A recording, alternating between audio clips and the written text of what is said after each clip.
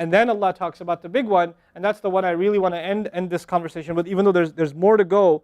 But Allah makes such a big deal out of this subject that again, just like there were 3 ayat about Judgment Day, now there are وَالَّذِينَ هُمْ لِفُرُوجِهِمْ حَافِظُونَ إِلَّا عَلَىٰ أَزْوَاجِهِمْ أَوْ مَا مَلَكَتْ أَيْمَانُهُمْ فَإِنَّهُمْ غَيْرُ مَلُومِينَ فَمَنِ ابْتَغَى وَرَاءَ ذَلِكَ فَأُولَٰئِكَ هُمُ الْعَادُونَ. 3 ayat about the same subject again. The only other subject that got 3 ayat was what? In this list. What's the only other subject that got 3 ayat? Judgment Day. Judgment Day and punishment. This is the next subject that gets 3 ayat. And you know what the subject is? Shamelessness. People who guard their privates.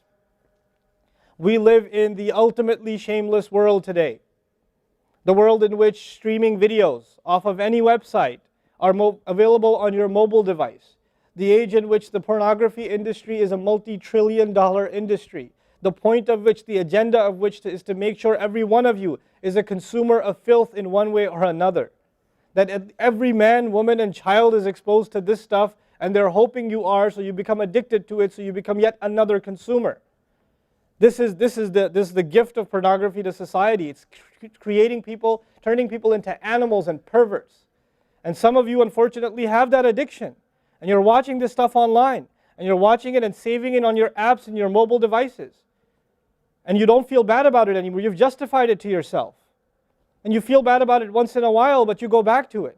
And as a result, you think, oh, well, at least I'm not hurting anybody. At least I'm not doing it to anybody else. I'm just watching this stuff. It's okay. But you know what's happening to you? Inside, your soul is being just gutted. You have no soul left inside of you. So your prayers are empty and you can't even shed a tear in your salat because your heart is so devoid of the fear of Allah because of the filth you've been watching all this time. It's turned you from a human being into an animal. So you can't even look. A woman passes by and you see a piece of flesh walking by. You don't see a human being walking by that deserves respect. You check everybody out and everything out. You're constantly gawking and staring. You have a hard time putting your eyes down. When you're on the subway, when you're on campus, when you're at work, you're walking down the street, you just can't help it. You see a billboard, you take a second look, you see a third look. You don't miss any opportunity to just to violate your soul with your eyes. You're addicted completely. And then you say, brother, how do I get khushu' and salat? What world are you living in? What world are you living in? Ayyuhal ikhwa, my brothers, specifically my brothers. And I know some sisters have this issue too. It's a sad reality. This is a war. This is a war. This is more dangerous than any military war. This is the war that's destroying our souls. It's making its way into our homes. It's making its way, if I want to protect my children from this stuff as much as possible. But when my child goes to school, and it doesn't matter if it's Islamic school, there's a very high statistical likelihood that someone, a friend, with their iPod, with their mobile device, will say, hey, look at this. It's a very realistic, a thing nowadays. It's not far-fetched. And so I have to prepare my children for the filthy world that they're going to be brought up in. And there's no escape from this stuff anymore. There isn't. It's everywhere. It is everywhere. You have Islamic lectures followed up by, those YouTube puts those follow-up clips, and something will be filthy. Something will have to be filthy. And I don't think that's by accident. I'm not much of a conspiracy theorist, but I don't think that stuff is an accident. And what happens to you guys is you watch a video, you see something filthy, you click it, you click something else, and you end up watching disgusting things. That's what happens to you. وَالَّذِينَ هُمْ لِفُرُوجِهِمْ حَافِظُونَ. Especially when it comes to their privates, they guard them. They guard their shame. Brother, what's the solution? Should I get married? Like the guy who asked the other day, how can I get married right now? No, guys, the solution is not marriage. Because if you're a pervert, then you're going to be a pervert after marriage too. If you have no shame now, you will have no shame after marriage.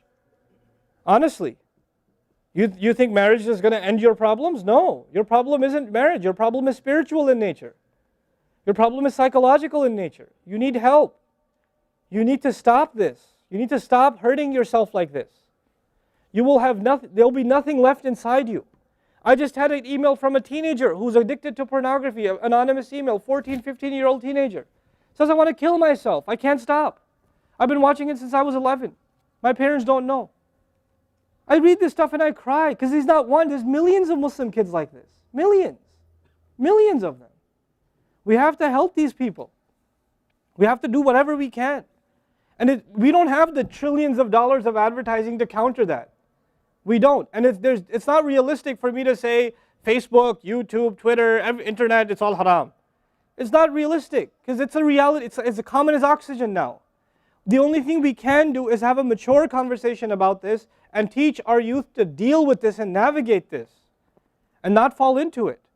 The elders that are here, stop watching Indian movies, man. Why are you sitting in a lecture talking about salat and the importance of salat and you don't guard your shame? Mother and daughter and husband and wife and sister sitting together watching whatever? God, come on. Stop. وَالَّذِينَ هُمْ لِفُرُوجِهِمْ حَافِظُونَ. They guard their privates. But guarding your privates doesn't mean you don't commit zina. It means everything that leads to the temptation. Everything that leads to it. They watch it. They guard it. They know it's under attack. They know that their shame is under attack. They realize that their weakness is their urges. Those urges that Allah put inside of us that are so strong. Allah put them there for a reason. He did. And every one of you have them. You don't have to, I don't have to have a dalil for you to have them. I know. The guys that are here. You all suffer that challenge every single day of your life. Especially in a city like this one. At least in Texas we're a little more conservative. Not that much more, but a little more. You know? At least in some towns they don't allow for filthy billboards and things like that. They actually don't even allow the billboards. You know? But that's changing soon because, capitalism wins in the end. Right? But you guys are living in the city where you're exposed to everything and anything. Everything and anything. And you have to really go out of your way to guard yourselves. This passage is not about high goals. This is about the bare minimum. I told you that, right? This is the bare minimum, folks. The bare minimum is we guard ourselves from shamelessness. We wage a war within ourselves against that tendency. And I know some of you have tried to quit before and you go back. And you've tried to quit before and you go back again. And you go back again. And you keep falling into that trap. I know some of you have done that. And you're struggling with it. But don't give up on yourself. Don't give up on yourself. And whatever it takes, if you just don't be alone. Don't be by yourself. Be with good friends. Be outside. Study somewhere else. Go to the library and study. Go somewhere where other people are around. Because when you're by yourself, shaitan gets you. And if the fear of Allah isn't enough for you, at least the fear of other people will work for you. At least something's better than nothing. For those, I've said this in other talks before, for the parents here, if you have a computer in the house, please don't make it a laptop. Have a desktop in the house with a really big monitor. Get the biggest monitor you can find. Honest to God, and make sure your computer is in the kitchen or in the dining room. Don't put it in the living room. Don't put it in the kids' room. Don't put it in your bedroom. Put it in the dining room, facing the public. You want to do homework, do it over there.